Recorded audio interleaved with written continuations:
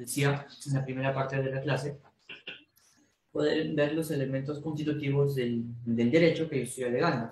Y eso es mi teoría del caso. Algunas personas lo pasan por agua caliente, por agua tibia, este artículo 188, cuando es el artículo que el juez toma en cuenta para que finalmente declare fundada tu demanda.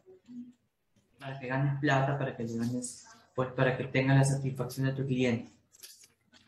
Miren ustedes. 188. Los medios probatorios tienen por finalidad, vamos a ponerle en orden, ¿no? Acreditar hechos expuestos. Primero, ¿no? Acreditar, vamos a irlo explicando, hechos expuestos. Esta acreditación de hechos obedece justamente a el objeto de prueba que les estaba comentando. Esto no es otra cosa que lo llamado objeto de prueba.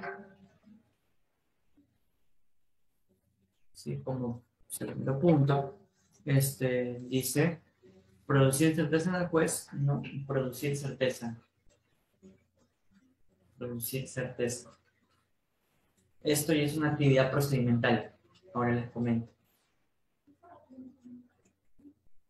Esto es una actividad de fondo, una actividad material.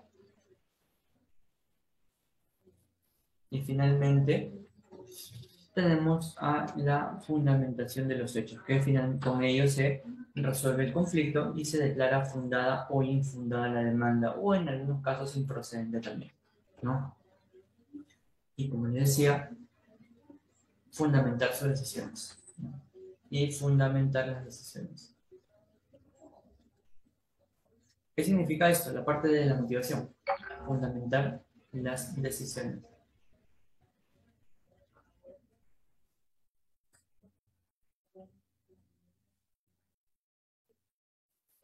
A ver, veamos. Esta es la parte de la motivación. Cuando hablamos de la acreditación de los hechos, que es el objeto de prueba, que es la parte material, acá justamente, chicos, se comienza a plantear la llamada teoría del caso. La teoría del caso. He visto varias definiciones de teoría del caso y ninguna de ellas es equivocada, es errónea, sino más bien todas se complementan, pero esa es la funcionalidad que cumple la teoría del caso. Aspecto teórico, aspecto práctico. El aspecto teórico es la fundamentación que tiene una persona demandante, demandada, sobre cómo debe resolverse el conflicto. La fundamentación fáctica, la fundamentación dogmática. Y hay una parte práctica de la teoría del caso que requiere precisamente la actividad procedimental, la actividad probatoria, cómo realizamos el examen de subsunción. Tiene un doble cariz, un doble matiz, la teoría del caso. Una parte formal y una parte, digamos, material. Pero más que nada, el término más adecuado es una parte dogmática, como les venía comentando, de la teoría del caso, y una parte procedimental de la misma, una parte práctica también. La parte dogmática obedece precisamente a la configuración misma de los hechos. Ocurre un divorcio. ¿Qué dice el demandado, por ejemplo? Ya, pensemos que el demandado está alegando el divorcio por causa de adulterio. Que la persona tal, por ejemplo, ¿no? La persona B, el día 12 de febrero del año, el día 14 sobre todo, ¿no? El día 14, en vez de celebrar pues el día del amor con su esposa, lo celebró ahí con el amante, o en todo caso la esposa lo celebró con el amante, ¿sí? Ya que todos somos iguales y el adulterio lo cometemos todos aquellos que incurren en infracción de la norma, por si acaso, ¿no? En consecuencia, cuando uno postula su parte dogmática de la teoría del caso, está relatando precisamente los hechos en sí, ¿no? Que la persona se constituyó al hotel tal, ¿no? Al hospedaje tal el día 14 de febrero, ¿no? A las 4 o 5 de la tarde de repente, alegando porque estaba en la oficina de repente, pero algún testigo lo vio en sí, ¿no? Me pasaron la foto, por ejemplo, contraté a un investigador privado, si eres tóxico por ahí, ¿no? Contratas a un investigador privado, te mandan las fotografías y con eso ahí está, señor juez, mi prueba en sí, ¿no? Lógicamente lo de tóxico, chicos, es una broma, ¿no? Pero no es lo más adecuado, lógicamente, porque daña tu estado emocional y llegar a esos términos también, para estar invadiendo la privacidad de tu pareja, lógicamente, ¿no? Así. Con respecto a la parte dogmática, entonces, es cómo yo postulo el acontecimiento de los hechos.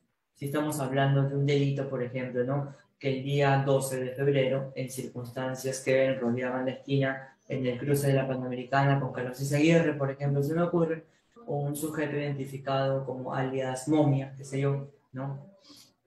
Fue captado, pues sustrayendo un bien material, desapoderando un bien material con respecto a un transeúnte que estaba ahí por la zona y salió corriendo el hombre, por ejemplo, ¿no? Eso es una parte dogmática de la teoría del caso. La narración de los hechos, ¿sí? Esa narración de los hechos, pero que configura una hipótesis jurídica. Mi hipótesis jurídica es porque está en supuesto de hecho, ¿de acuerdo? Esa es justamente la primera parte que quiero que ustedes vayan mapeando. Esa parte dogmática tiene que ver con los elementos constitutivos del supuesto de hecho, para poder indicarles a ustedes en sí. Primer punto, segundo punto, ¿no? El análisis de los elementos constitutivos del derecho. Lo que pasa es que veamos qué es lo que yo estoy alegando aquí, ¿no? Y antes de que me olvide. Y finalmente el llamado examen de subsunción. Acá yo debo ser coherente en esta última parte, ¿sí? Explicándole todos estos fines, me voy a quedar con la clase el día de hoy. Repasen para que en la siguiente clase ya no esté haciendo, como les comento, un repaso y que nos haga perder algunos minutos valiosos de tiempo, ¿no? En esta teoría del caso, les comento entonces la parte dogmática, mi constitución de hechos, ¿sí?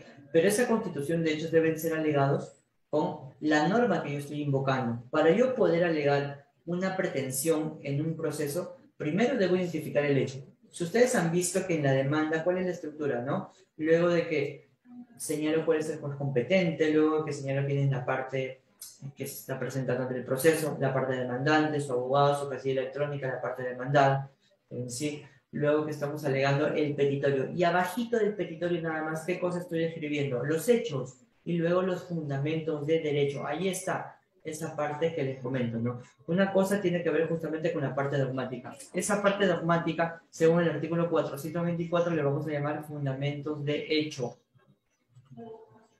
Y los elementos constitutivos del derecho, ellos son los fundamentos de derecho. Eso está en el 424 y eso forma parte de la columna vertebral de la demanda. O de la contestación, por supuesto. O de un alegato también. Esa es mi teoría del caso entonces. ¿Sí? Si estoy hablando de un desalojo, igualmente, ¿no?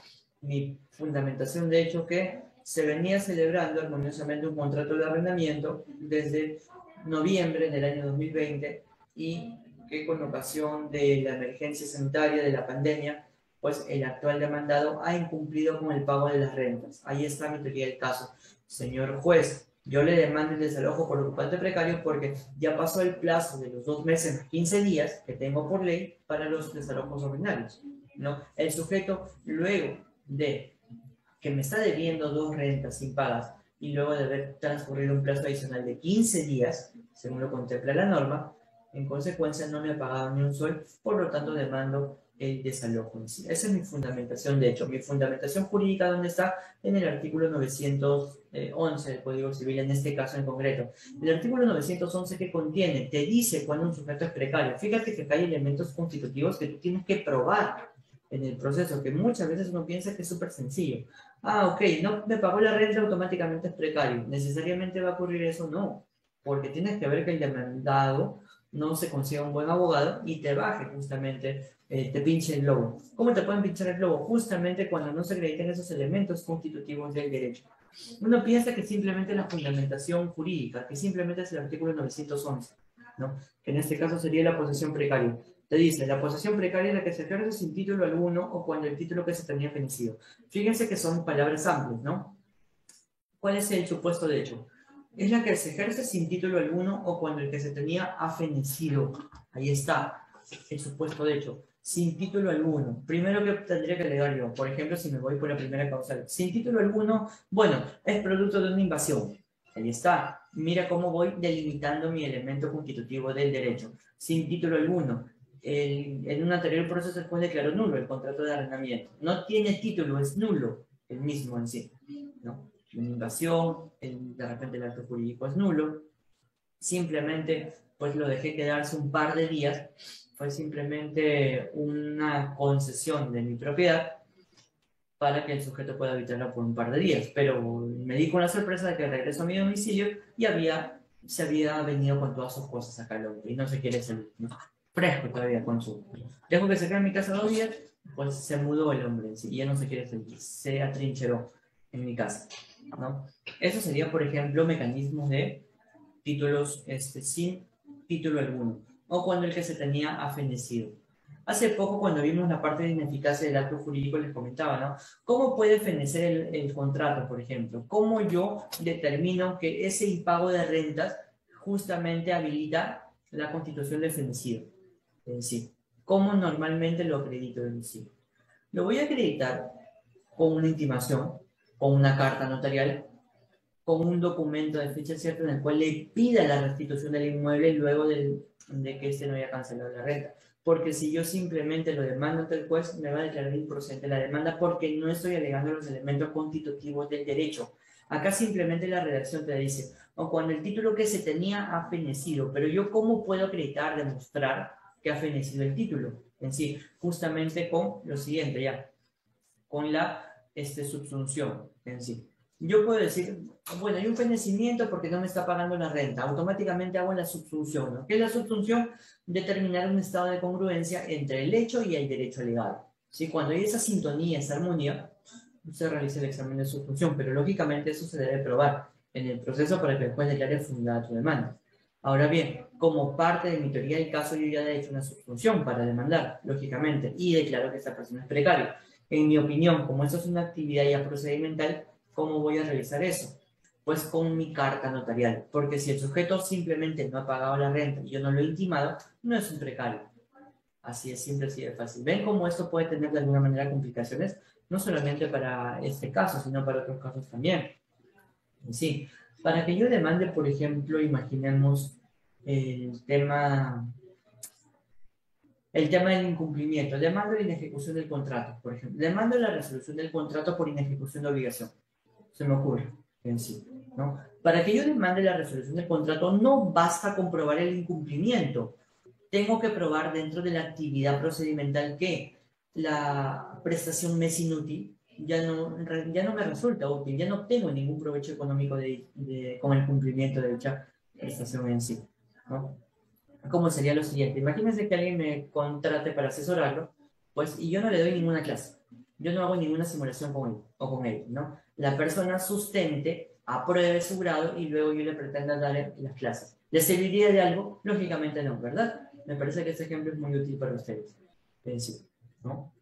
A eso me refiero, ¿no? Que, por ejemplo, como uno de los requisitos se debe probar que la prestación ya me es inútil en sí. En segundo lugar, bueno, que ya es exigible también, ¿no? Que se haya cumplido el plazo para ejecutar también la prestación. Fíjense que no simplemente se demuestre, como les digo, el incumplimiento de la obligación para automáticamente resolver el contrato en sí. Salvo que haya una cláusula expresa de incumplimiento, no automático, que es otra cosa, pero normalmente esto no obedece a ello. Con un caso que estuve llevando, hace poco que estuve de viaje, por ejemplo, ¿no? En la cálida ciudad de Chimbote, viendo un caso medianamente grande, había una inmobiliaria que había incumplido con entregar las propiedades respectivas. Los clientes ya habían pagado su propiedad, ya no le debían ni un solo al inmobiliario en sí, ¿no? La entrega se debió producir en el año 2019. Hasta la fecha, nada. ¿Cuál fue el argumento de fondo? Caso fortuito, fuerza mayor por si acaso, ¿no? Fíjense entonces que directamente los clientes, cuando intentaban pues alegar el incumplimiento del contrato por parte de la inmobiliaria, ellos van a tener una defensa, van a tener una teoría del caso, mientras que mis clientes van a decir que ellos han incumplido el deber de idoneidad en materia de consumidor porque no le han dado el bien dentro del plazo fijado. Aparte que hay una cláusula penal que se está activando, la inmobiliaria va a decir lo siguiente: yo no he incumplido mi deber de idoneidad, yo no incumplí el contrato, estamos en un tema de pandemia, me ha sido imposible de alguna manera sanear los inmuebles, digamos, tener los servicios básicos de luz, agua, desagüe también, ¿no?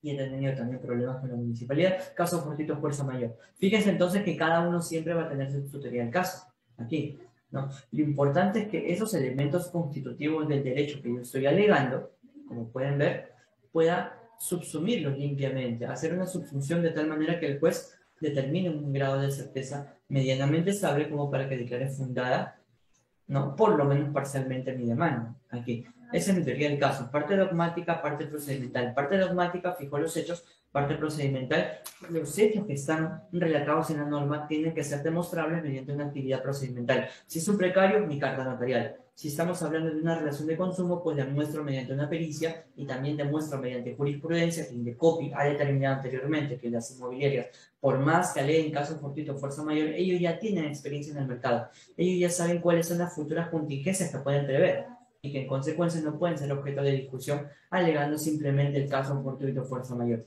Fíjense entonces cómo yo debo, de alguna manera, probar mis elementos constitutivos del derecho. Para cada pretensión, lógicamente, son distintos, porque la redacción de la norma también tiene diferentes alcances, diferentes matices en sí. No, cuando, por ejemplo, demande la nulidad del acto jurídico, demando la nulidad del acto jurídico que les digo, por objeto físico y jurídicamente imposible. Tengo que demostrar precisamente que las prestaciones no pueden ser cumplidas y que ninguna persona podría cumplirlas en sí, ¿no? Esos son los elementos constitutivos del derecho. Yo tengo un derecho que estoy evocando, que es mi petitorio, en sí, que se ve materializado en mi petitorio. Por eso se llama proceso de cognición, porque el juez tiene que conocer, ¿no?, las teorías del caso de ambas partes, acá, independientemente de lo que pueda estar sustentando. Entonces, elemento constitutivo de alguien de repente quiere ponerse como ejemplo su caso en concreto para les podría también hacer su análisis de teoría del caso acá también, ¿no? Con esa teoría del caso ustedes finalmente se forman convicción sobre quién tiene derecho o no. Fíjense para, ¿cómo se llama?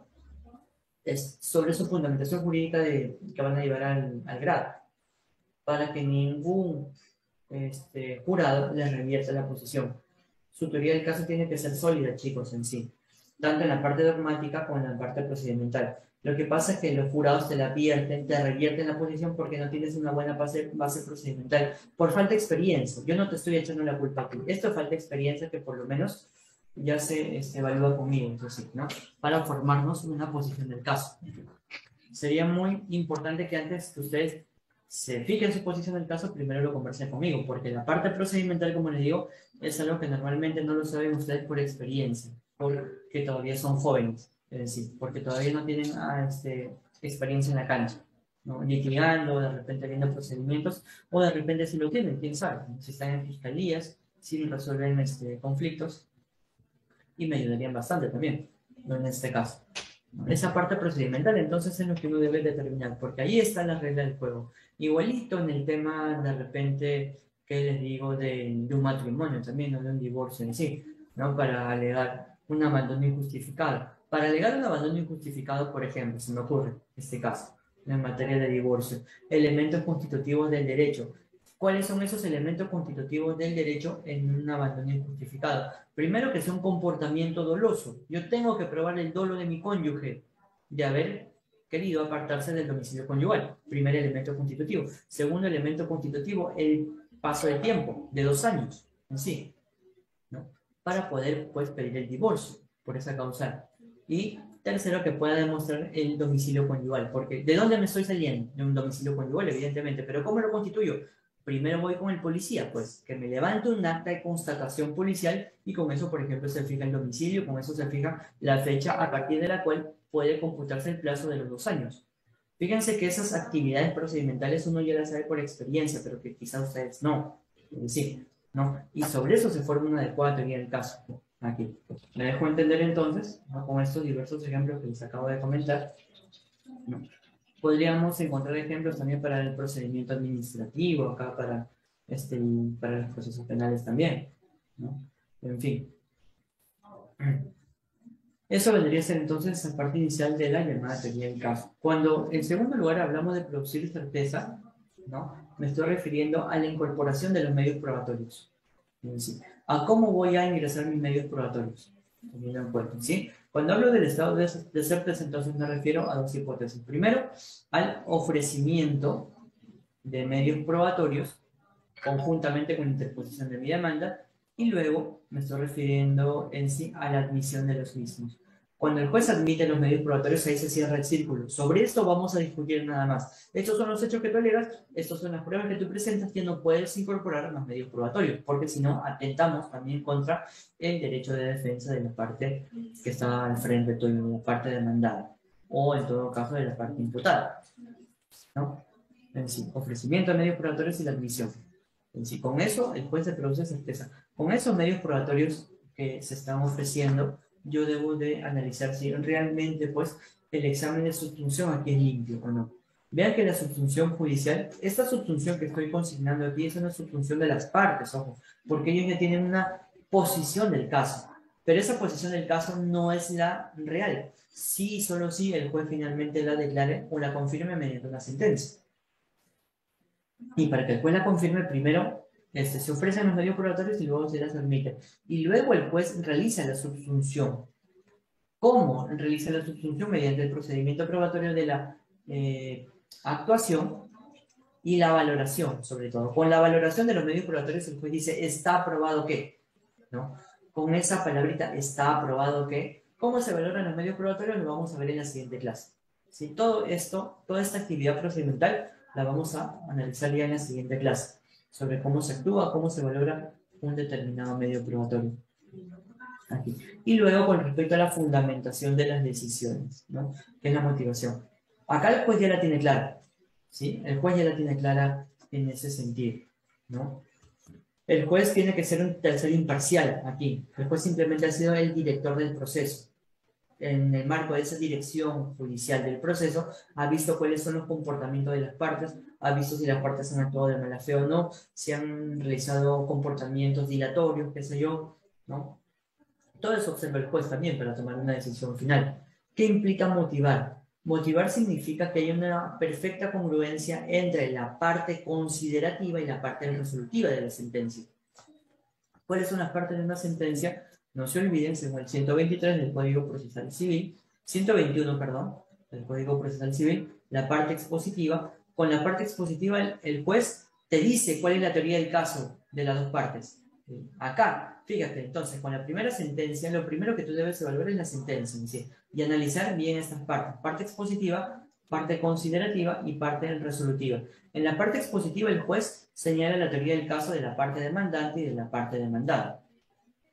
¿Sí? Lo que les vengo comentando. En la parte considerativa, el juez justifica cuáles son las razones que lo llevan a resolver. Te dice por qué es un precario el demandado, por ejemplo, que finalmente es acreditado que sin pago de rentas, pues, ha configurado la resolución del contrato y que efectivamente, producto de la pandemia, le guste o no le guste el demandado, el sujeto ha incumplido con su obligación respectiva, ¿no? Has acreditado que y el demandado no ha podido desvirtuar de alguna forma que ha pagado la renta. Entonces, con la acusación de la parte demandada que es un precario y con la falta de defensa de la parte demandada que no ha podido de alguna manera desvirtuar el criterio de la precariedad, declaró fundada la demanda, lógicamente analizando todos los medios probatorios. El juez evalúa todos los medios probatorios del demandante y del demandado en la misma audiencia. En la misma audiencia determina la actuación, ¿no? Que se da mediante un reconocimiento, mediante un cotejo, ¿de acuerdo? Vamos a verlo eso en la siguiente clase ya. Y la valoración, que hay mecanismos de valoración, incluso también sana crítica, íntima convicción, tarifa legal o prueba tasada y un sistema mixto. 4 mecanismos de valoración. Vean que eso no es tan fácil en sí.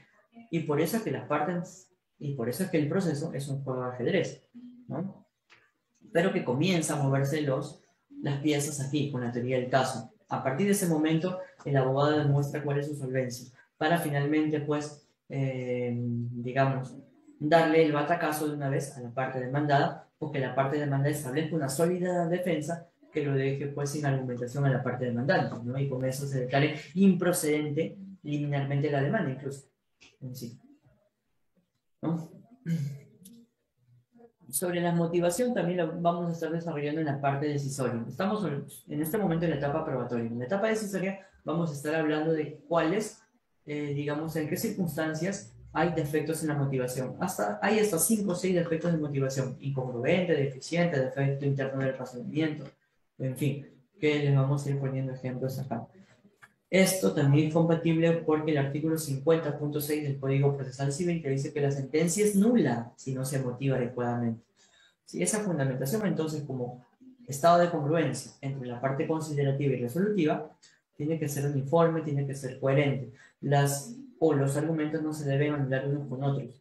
Los argumentos deben tener una sólida especificación de estos elementos constitutivos, el cual la debe desarrollar en sí. Por eso es que el abogado ya hizo su chamba, ¿no? Demostró que los elementos constitutivos de la norma se han cumplido, y eso es lo mismo que el juez debe reiterar. Finalmente, ¿por qué estás declarando fundada la demanda de pensión de alimentos? Primero, porque eres el padre. Segundo, porque hay una obligación de un deber alimentario que se materializa de la relación matrimonial, de la relación marital, como principio del derecho de familia. En tercer lugar, que hay un estado de necesidad de la parte alegada, y también que tú tienes una solvencia económica medianamente estable como para poder